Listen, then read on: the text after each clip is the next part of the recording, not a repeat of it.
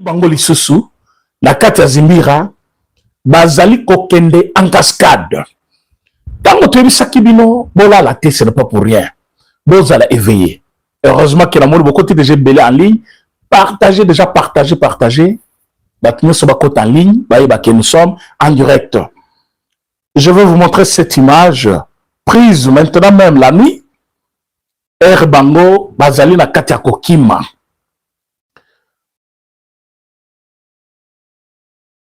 Salut Ngongo Mboma. Merci Ndekonangaï de nous saluer. Nous sommes en direct. Tous les sengo ya komona ke bozola la te. Bozali ko veiller pour mboka na bino. Oyo eza image ya butwao. Omone bazo kima a butu. Anaba bidon. Omunde bazo kende la muka kola la te la muka panza sanguye bisa batu nyonso yango wana toza butu bango wana na ba bidon na bango babilo na bango ba Rwanda baza na kati ya groupe a motema pasi Bomune bazo kima.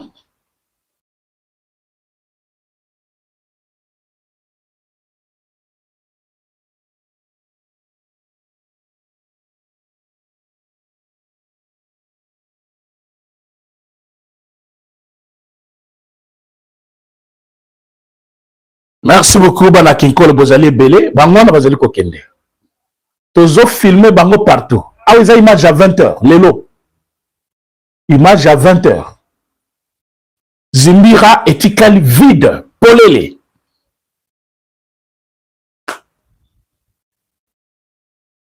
Soki olali. Bat musu bala la kate soki information yite.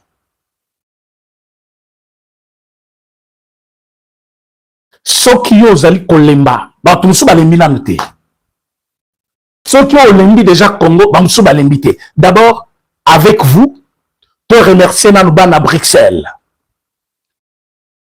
Les Congolais de Bruxelles, Oyobayaki, Lelo, Kopesapena, Lukumunambo Kanabango, même au niveau de la Belgique, va comprendre que Bakolombo Kanabango, Bangoye. Oza wana direct Nabiso, Komakaka, merci, Congolais, de Bruxelles. Aux élections en direct, je parle bien congolais et non congolais. Ceux qui ont bien vrai congolais. Aux appels na mboka. Motolo no pena bakunda soit na Kinshasa, soit na Kananga, soit na Mujimai, soit na Mwenadi, Tumbashi, na Sankuru, bakunda yango na Goma, na Boma, bakunda yango na Nord Kivu. Komaka kakuna na sewana. Merci diaspora de Bruxelles. Bakongo na biso ya Bruxelles, to pesibino merci.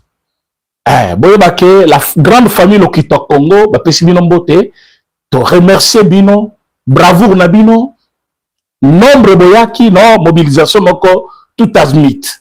Nous avons vu de veillards, nous avons vu des adultes, nous avons vu des jeunes, nous avons vu même des enfants, drapeau à la main, scandé de chants, ils allaient collecter identité na bino. Teyoki mafinga mokote, bomoni barwandais, bazali kofinga président Félix Tshisekedi. Ils n'ont jamais cité Paul Kagame. Et pour la première fois, les autorités, il y a Union européenne, bayoki qu'il y a des Congolais qui dénoncent Paul Kagame.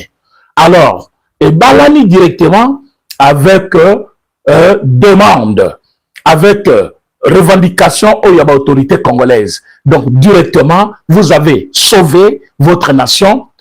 Kole kabatwa mimi milai na bakingo milai obaleka kikuna bozo finga Tshisekedi. Mais vous ne condamnez pas Kagame. On pouvait vous comprendre que vous êtes des Congolais. Parfois, vous avez la colère contre le président. Mais si vous dénoncez aussi les mal, mais vous passez à la télévision, bozo yemba banzembo contre président ya mboka na bino et le président voisin ou azali ko terroriser mboka na bino bozali kotanga komona ite. C'est là où que balakisi bango moko ke bazali bana mboka te. Maintenant bino lelo bo corriger bango na Bruxelles na ibité tant na kodiata kuna bokomona bino moko. Donc ça la pena rassemblement populaire. Na pesi Smeg Mbote, na pesi Ndeko Jeko, na monaki kuna, na monaki ba Kami azalaki pe kuna, ba tebele ba sangani na ba o bavanda kakuna, na monaki bino. Donc c'est quand même une joie ba tebele bazaki na kati balakisi ke bolinga kambo kanabino. C'est comme ça que nous devons faire. Toujours c'est les États-Unis. États-Unis, bana Londres, boamboate les pas, tout le monde a bino na balabala, na ba drapeau, bozali koyemba. Bana France, bozawapi. Paris, tolingi Paris, eningana. Ba maman Château Rouge, babandaki déjà. Ba maman Château Rouge, te pesi bino mbot. Bozawate, bozawate. Na ina mona ta deux mamans ya Château Rouge. O bazali kolanda ngai en direct. Ceux qui n'ont pas côté tes problèmes, ba ya mambote na bango.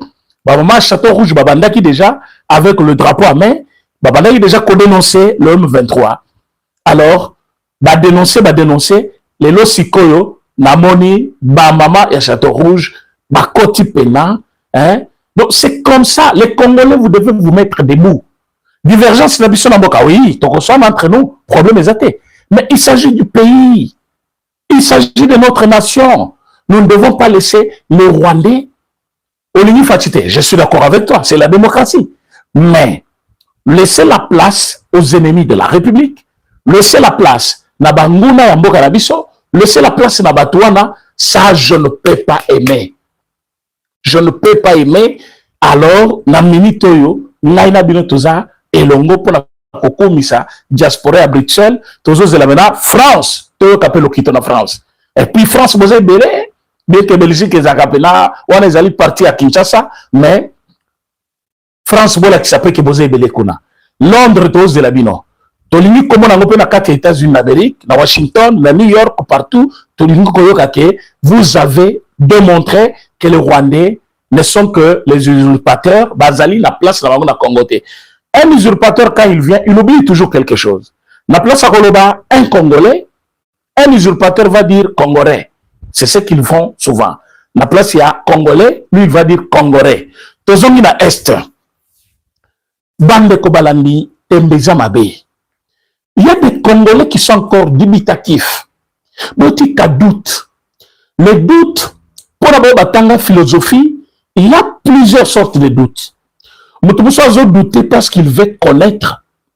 Moutoussa a douté parce qu'il ne veut pas croire que c'est toi qui lui dis ça. Donc, il y a Zoboyataka parce que Zoï Bissaye. L'information, vous n'êtes pas là. Il y a fausse information. Ma cambe, ce qui est vrai. Il faut avoir telle personne à Zolobango. Il était. Moutoussa a douté parce que, alors, pour ça, il y a une vérité pénale. On a déjà deux dans cette attaque yango. Il y a mis ça tezali mutumoka zobo ya na kaka. Aza ni la réponse. Et ça parce qu'il y a yote. Aza ni la koyebate ma douté kaka. Combien de fois tu bisabino que tout le mouvement de riposte que vous voyez M23 faire. Et ça nyoka bakati mutu. Nyoka koti kala jamais kola le bembe lokola mutu alali kaka bongo. Nyoka okati mutu omoni bien que mutu yango yo bwaki yango. Yati kalwala oba nisokaka akoningana ningani yo mutoza sur place kutobangi alors mutozo tako kuna musika so monika nyoka a sauté c'est ce qu'ils ont fait na Kisangani. Toutes les bombes larguées à Kisangani, c'était pour montrer leur existence que nous sommes là. Premièrement, accuser leur présence auprès ya bao batinda kabango.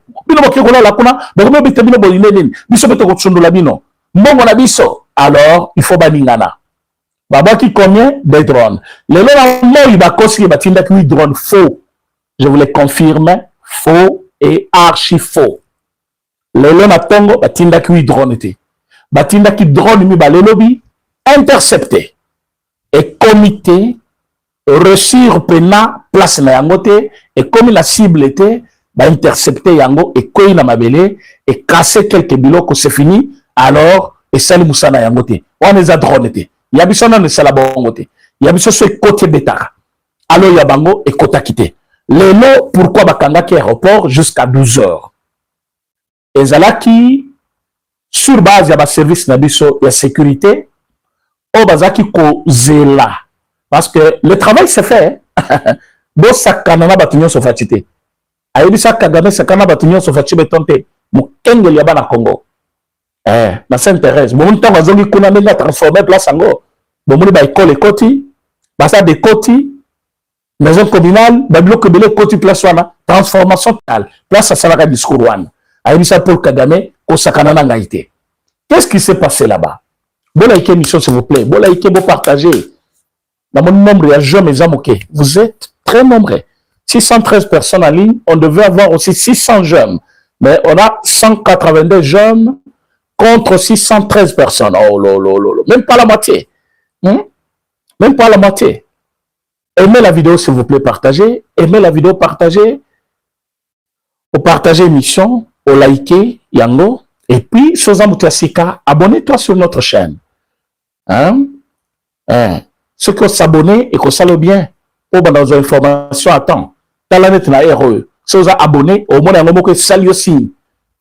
Donc, likez l'émission s'il vous plaît. Nombre de likes, ils ont moqué. Bon, bah, c'est un nombre. Alors, qu'est-ce qui s'est passé?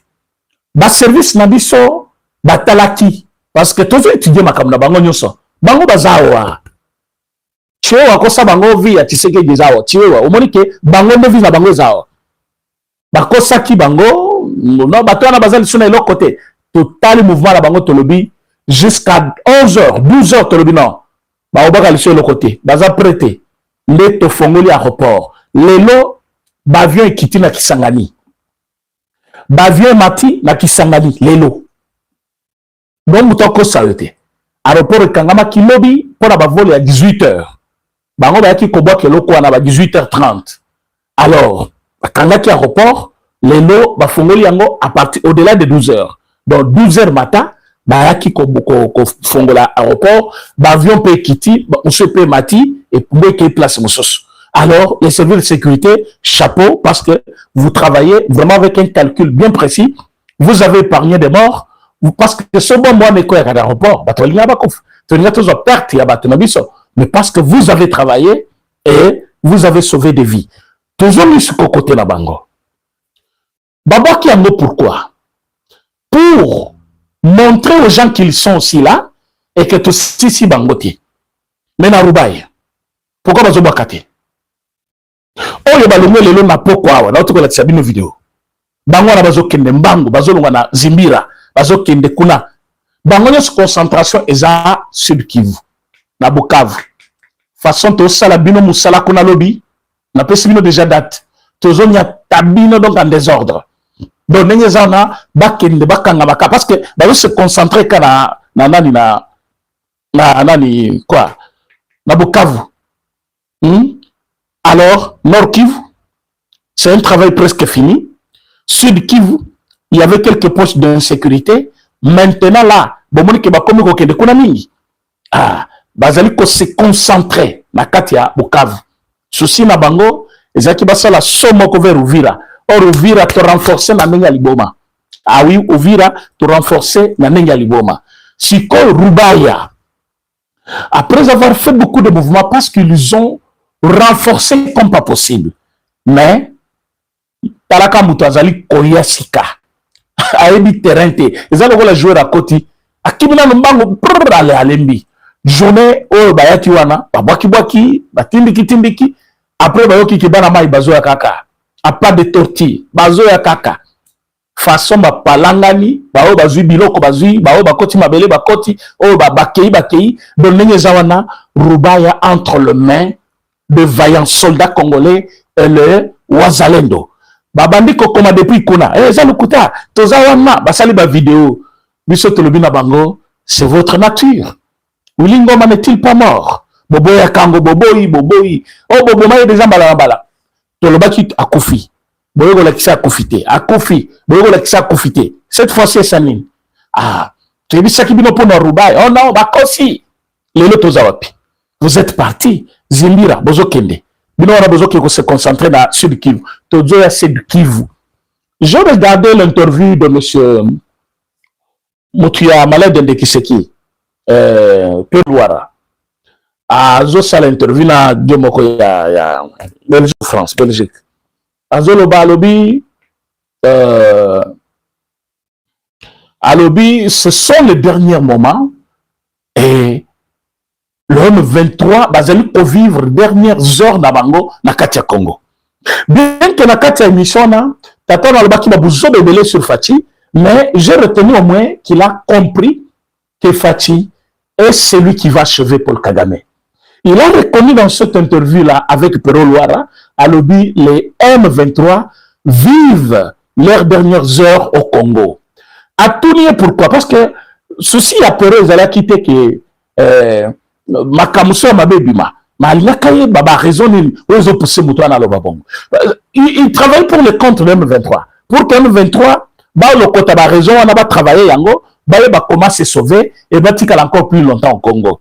Et lui, à surprendre, à ébicier, ils allaient vivre leur dernier moment à Congo parce que ils n'ont pas eu l'adhésion populaire.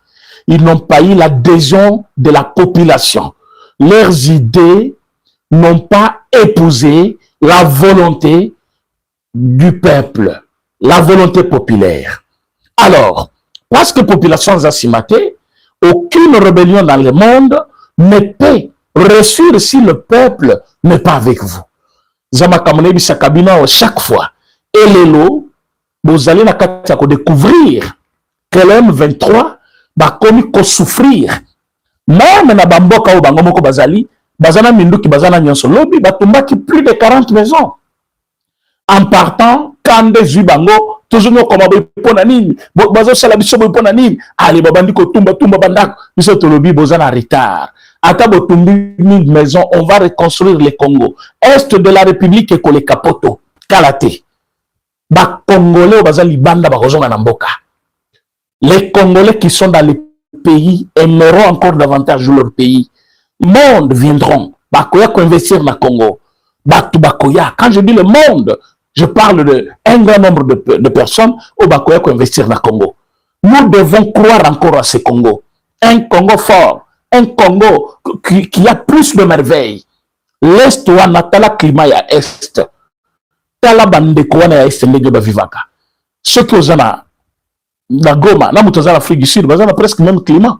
Je ne vois pas un gomatracien ya vrai alunga keiko vana na l'Afrique du Sud si ce n'est pas pour les raisons commerciales, soit autre chose. À Kokendete, c'est le même climat, bazali na paysage à Kitoko, il suffit de mettre énergie na biso.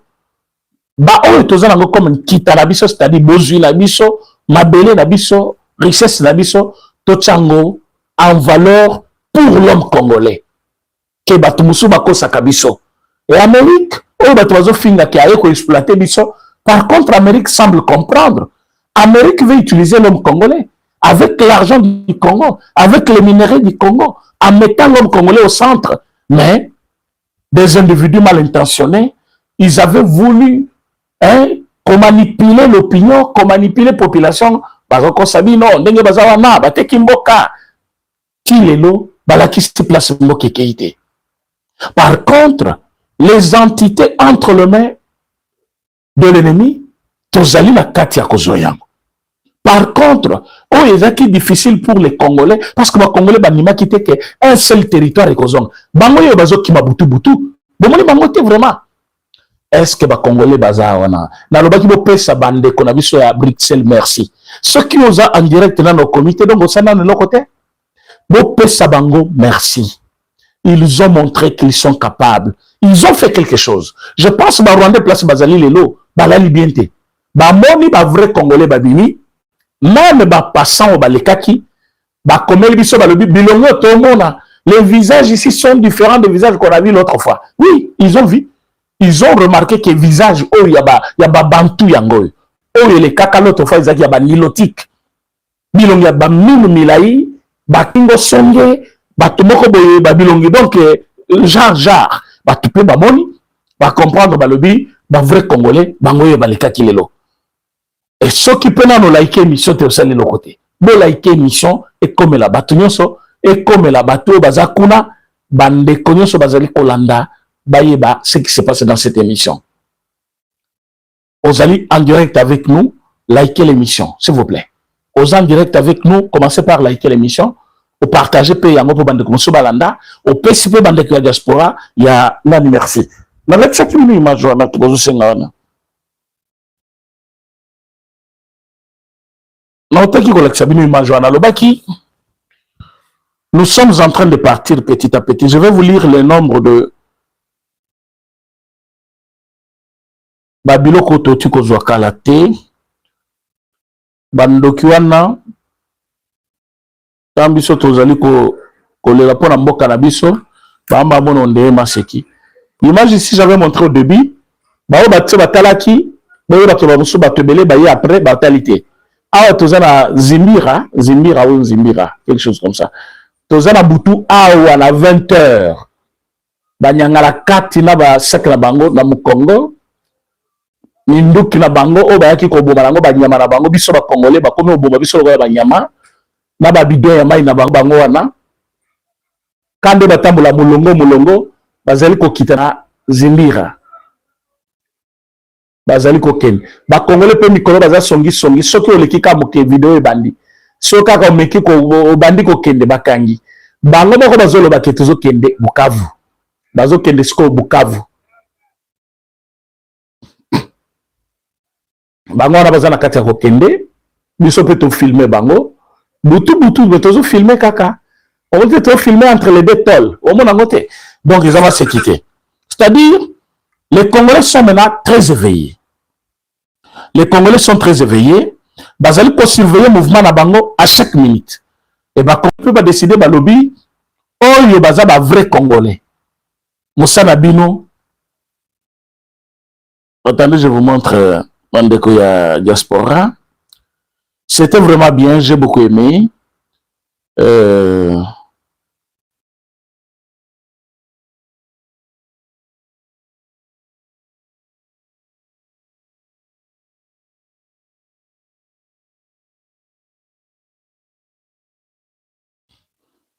Partagez l'émission, partagez l'émission.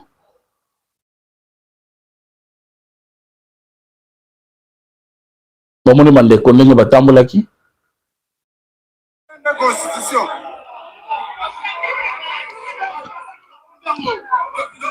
Donc changer, de modifier. On va changer nyonso. On va changer nyonso. Et on va changer main. Voilà, très bien, 5 sur 5.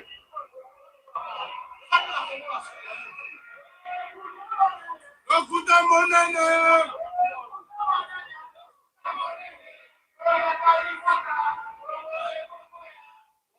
Waya.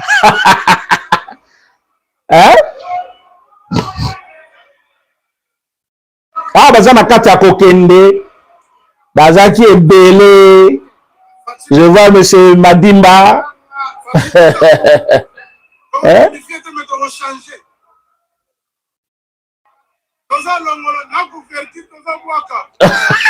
Balobi ata couverture nango tozo changer. Même couverture il faut toboka.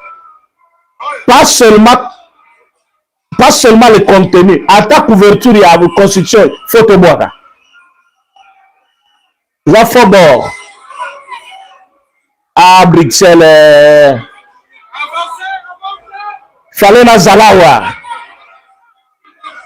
Aïe, aïe, aïe, aïe, aïe, aïe, aïe, aïe, aïe, aïe.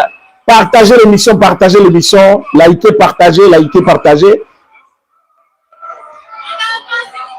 Ça, c'est le réveil du Congo.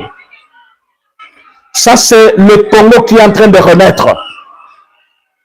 Un Congolais de gens aujourd'hui, même ceux qui, entre nous, on peut ne pas s'entendre, mais on comprend maintenant que l'intérêt du pays passe au-dessus de tout autre intérêt. Donc, c'est fini cette histoire. Hein? Quand est animation.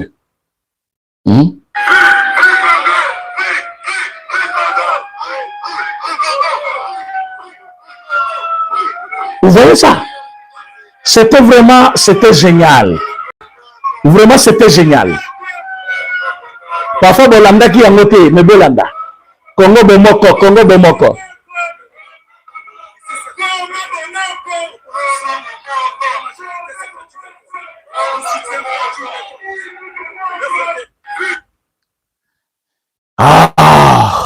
Quelle joie ce soir.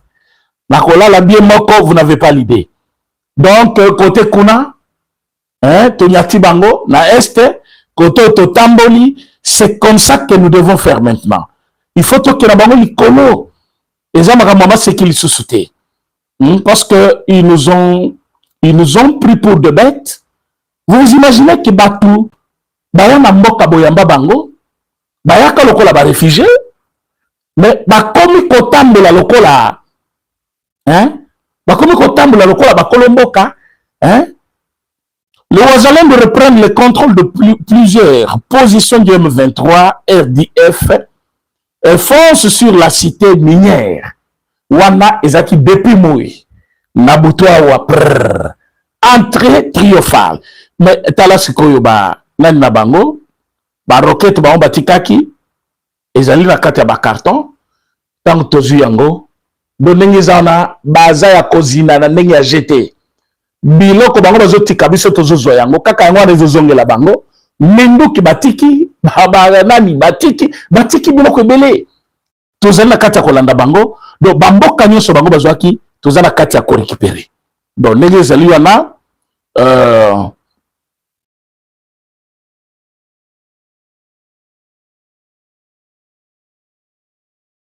ndenge ezali wana bêtise na bango esili Bozoba ezali sous-souté. Je voulais vous montrer une image là. Vraiment, c'est fini pour eux.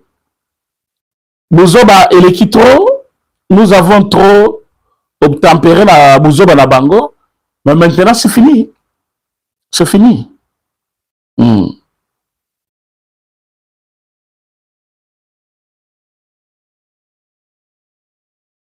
Certainement cette image que j'avais placée ici. Aïe, aïe, aïe, aïe.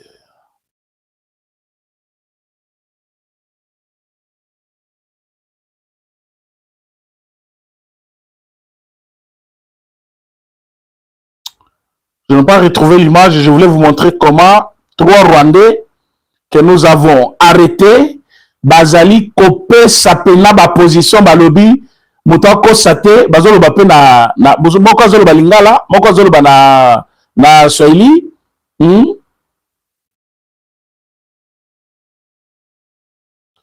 Bon, même sur la carte, tantôt, là, Sabino, Jimira, c'est ici. Moula Mawalungu, c'est quelque part là. Hein? Quand vous foncez, Babazo qui est vers, vous voyez ça? Voilà. Là, Bazali wana bozo mona ndenge, Bazala kati ya Kolungwa.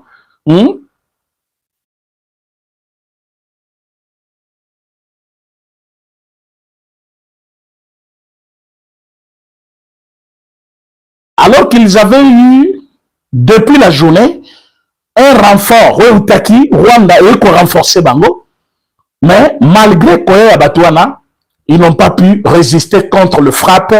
Il y a Wazalendo, et ils ont encore quitté, ils ont sauté Bakini, Nakatia, Zimira, Naminiteyo, Tozali, Nakatia récupération, il y a Masolo, Naébité. Vraiment, je ne sais pas pourquoi je n'ai pas eu cette image.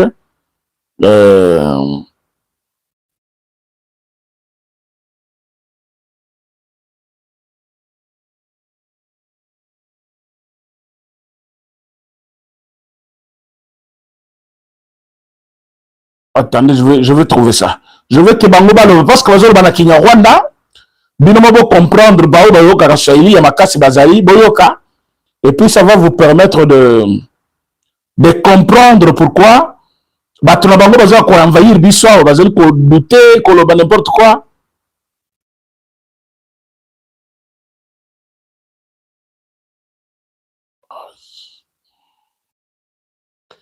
Bon, je vais vous faire voir ça après.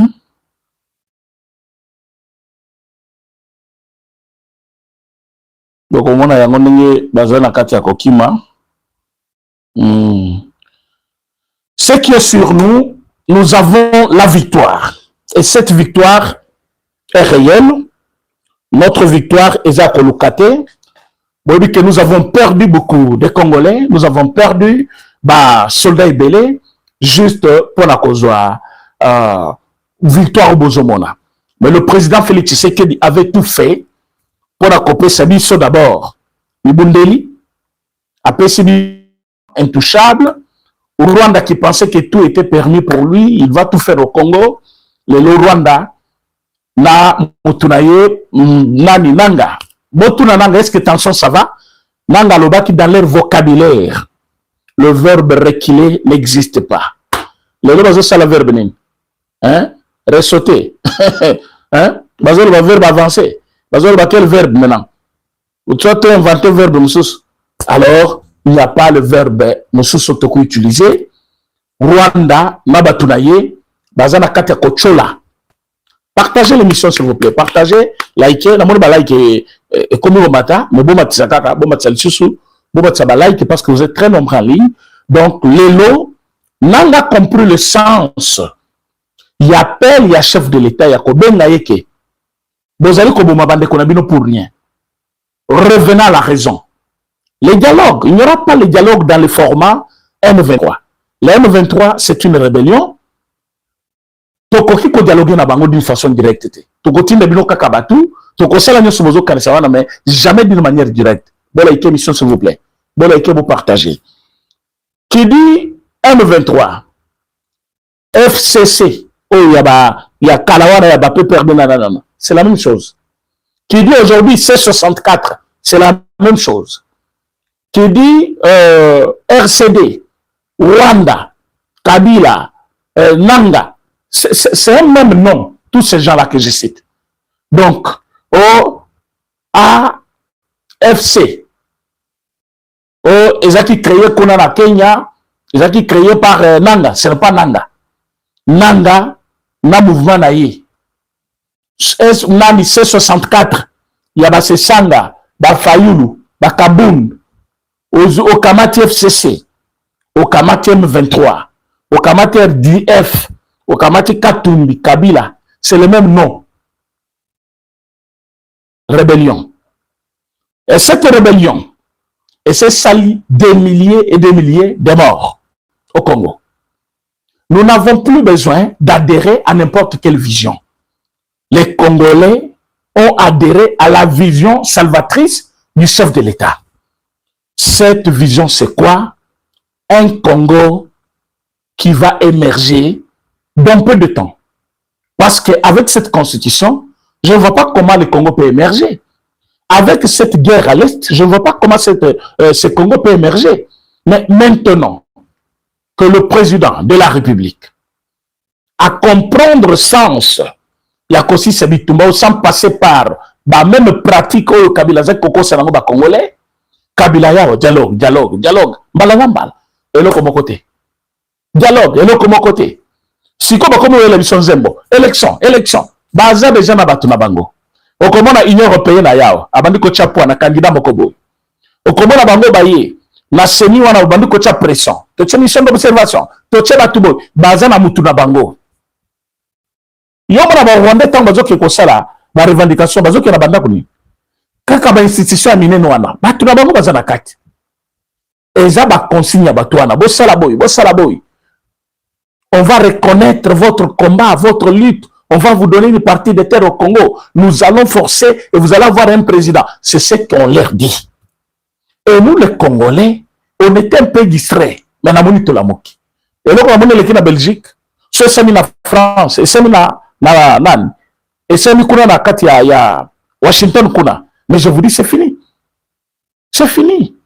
Ils veulent que mouvement na bangoné ba makele loana bino bomona ngo kaka o basala makele to bengani non, il faut les contredire par une même pratique. Quand vous les laissez faire, quand vous acceptez babima, quand vous voulez que basala makelele baza totalement libre boba que vous allez exposer le pays, qu'est-ce qu'ils vont faire? Ils vont continuer à faire de bruit, ils vont continuer à faire de bêtises, et un jour au mona kaka na poto wana Union européenne avant de lobby, tozo benga communauté banyamulenge ba ko s'expliquer. Ba ben si ba on a katia salle. babandi kopupula wana ngai naza veuve Tshisekedi abimi mobali na ngai oyo abimi awa naza orpheline baboma papa na ngai par Tshisekedi oyo abimi okomona bato wana badeside omoni kama mboka moko kuna kaka na union européenne wana alobi moi je reconnais ce peuple baza bapeuple bazomérite kimia na mboka na bango na Congo pays mosusu ebimi kuna vous allez voir dans peu de temps pays ebele ya union européenne babandi koyeba bango ale komi tribu ya Congo bakomi koforce bino. Ils ont forcé Mobutu. Mobutu a dit bato bazoya boye na minduki na biloko nyonso to contrôler bango te to fongola barrière balobi ezali onu muto ko contrôler bango botika barrière bakota Mobutu aboyi balobi biso peto batelaka yo alobo fongola bakota banda bakota ti lelo tozana nini tokomi bato ya pasi minere na biso bato mosusu bateka yango tokomi lelo biso tokelela bana na biso fo bake kotanga na poto olingo ozwa soya malonga il faut que poto ozala mutu ya malamu il faut que poto ebomboka na biso oyo kitebele bonza bapesa biso ekosunga biso mokolo nini. On a vite compris que bato wana kaka mutu batindaka bango elelo bango bakomi koplede kona pourquoi na bamboka nyonso Afrique batutsi baotambola te pourquoi bazotambola kaka kuna ils veulent une imposition bato wana bato na bango ntango makelele wana ekomata ntango bakokoma un peu général partout bato bakomi odéranger biso to impose bango Congo kaka bakomi koimpose bino awa bomoni mais même bakomi province bopesa bango province. Allez, on fait recours à l'article 5 et l'article 51. Allez, protection des minéraux de minoritaires. Batali kuna article 51 balobi création de nouvelles entités directement bapesi bango ba province. Donc nous devons être prudents et ce qui s'est passé à Bruxelles, j'adore ça. Je loue vraiment l'initiative. Ça c'est une très bonne initiative qui va faire que obi na minute soki ba Rwanda batambola kwa na soki bazana kati ya Bruxelles. Obi ki babatani. Obi so ba liba bi maliso ba ko kana son. Parce que morphologie de deux peuples, o batamboli ki bosona ba oyo déjà ekati makambo. Alors, regardez quelques Congolais bakendaki ko infiltrer bango. Lelo na kanisi ba batami opi na sa bambeto. Alors, nous devons tout faire pour ne pas laisser l'ennemi la main libre. Il va agir. Il faut t'étouffer. Il faut kate maboko wana. O kate maboko nini. Il faut faire la pratique. Oyazo sala na nenge ya muibi, mais yozo sala ngo avec droit. Parce que ils ont droit na yo ya revendiquer que Congo c'est mon pays, Kagame c'est un tueur, c'est un assassin. Et tout le monde peut le comprendre. Mais quand un peuple qui sort à l'objet je suis congolais et tu sais que c'est un assassin, il ne cite pas Paul Kagame parce que même congolais, oyazo d'accord na gestion à Félix Tshisekedi. Ce que tu Félix Tshisekedi tu Paul Kagame, il va dire que Paul Kagame c'est un assassin. Oui. Même ce que un opposant qui est contre Félix Tshisekedi, Félix Tshisekedi, Nani, Paul Kagame, il va quand même te dire, oui, moi j'aime pas sa gestion, mais Paul Kagame, c'est un assassin. Pour mon abato, bakoki kobo ya Fatiba Nini Kagame, ezalokola Katumbi, Kabila, Sesanga, Kabund, Ambongo, Fulgence Bouteba, obakisi nani, Chole, yope bakisa listango. Bato wana so che fachi oche Paul Kagame baba koloba pena shushu na biso yeyo abongisi mboka na ye kuna abongisi mboka na ye babosanike mboka wana bazomongisa ngona mbongo ya Congo babosanike lelo depuis to kati bango ba minero bazaki kozwa souffrance ekoti kuna babosanike malgré nyonso basali kuna pombo ezala propre bato na bango tu bazokima bazokosala musalaka na Goma batiko ya bango bozobenga propre wana parce qu'il n'y a rien là-bas. Et comment ils vont développer un pays alors qu'ils n'ont même pas le main d'œuvre? Bato bazo ko sa musala Goma. Ba construire kuna ndengeni. Ba zali ko construire na mbongo utaka Goma. Ya kuna ezate parce que eloko ezate. Misala ezate. Misala ezate. Tambe bazo ko sa bango belebele. Boye bokota na rébellion toke Congo to pesa bino misala. So ba na Congo, allez, bache bango na kati ya bache bango wapi? Bakoti bango en rébellion boke ko sala ba formation bo sala ba formation so ba bisema na ba formation wana ale ba exposer bango liboso nde bazo kufa lokola bambizo encore mikolo yo toza ba bord moko so to beti moko e ko ya mata 20 personnes mala moko bakufi. Ah oui, tona ba biloko moko ya danger blague te biloko moko ya danger donc so beti moko kaka donc o sentir yo moko ke mundu ki ne beti ah ils ont place à ma sécurité mais regardez comment bazo kufa bazo kimate Pourquoi bazo kima mingi? Parce que baza la place à kogendete. Alors nous les Congolais devons aimer notre pays. Yango biloko mibale. Bokanga yango. Élection oyo Rwanda zo benda, azo senga lokola élection ya mboka na ye. Alors que chez lui, il y a un président qui règne, qui fait que 97%, il n'y a pas l'opposition. Le Rwanda zo réclamé élection à Congo. Posez-vous des questions. Changement de la constitution, une pratique acceptée par la même constitution au Congo. La révision, bien sûr. Mais, Batubazo Boyango, Bavandi na Rwanda. Pose-toi la question. Maintenant, refus, et ça na Rwanda, le même refus, Nabayo Bazawa. Quand tu demandes à Sesanga, il te dit, moi je suis disciple, j'aime Kabila, je peux travailler avec Kabila, je ne peux rien faire sans Kabila. Alors, Kabila, lui, il est caché où? Il vit à Goma, là où on tue les gens. À Zongi Kuna, à Koutena Batubawana, allez, à Zongi Sikoyo, à Koutena Paul Kagame. C'est-à-dire quoi? C'est le cercle. Alors, si vous pensez que vous êtes derrière Fayoulou, alors que Fayoulou avec Kabila, Kabila est avec Paul Kagame, mais tu es assassin aussi. Chaque Congolais qui adhère dans le mouvement ya Fayoulou, dans le mouvement ya Sesanga, dans le mouvement ya Katumbi, dans le mouvement ya Oneni, Kaboun, yeba ki baza ensemble, kuna. Tu dis ça bino que Mokebai a mobilisé quitté parce que Mbongo Ewitaki, il était mécontent. Mbongo Eye et pas Katumbi. Au lieu de kota na maboko na ye comme coordonnateur na bango na Kinshasa, Mbongo ekoti mbala moko kuna. Siko ba constater que batu ya Katumbi ba ya quitté. Na manifestation na bango. Ba sali ba structure nyonso a partir na bango, ba ke ko invalider Mokebai lelo. Ba invalider Mokebai envoyé par Katumbi, bien sûr. Katumbi tatindi bango. Aduna tinda kimbongo. Ya mobilisé batute. Siko opposition balobi ke nazana bangote. Bo invalider. Comme ça, on a profité pour nous l'oublier. Si comme Mokebai est en vérité, wana. Moi, je ne sais pas parce qu'à Obimisa montagne, à Mongo et Bibaki, Nenge Basalaki, Barignon à Bango, en complicité avec le rebelle. Parce que Naïbi Sakibino, toute une série de manifestations. Au Bazali Kolukaba Sala, Baroselango avec Batuya M23. Maintenant que M23 Bazali na Bazo Bunda Bunda, Baibite Bakosala Nini. Bazala na position ya BNT. Ya umne lali ndenge laliwana.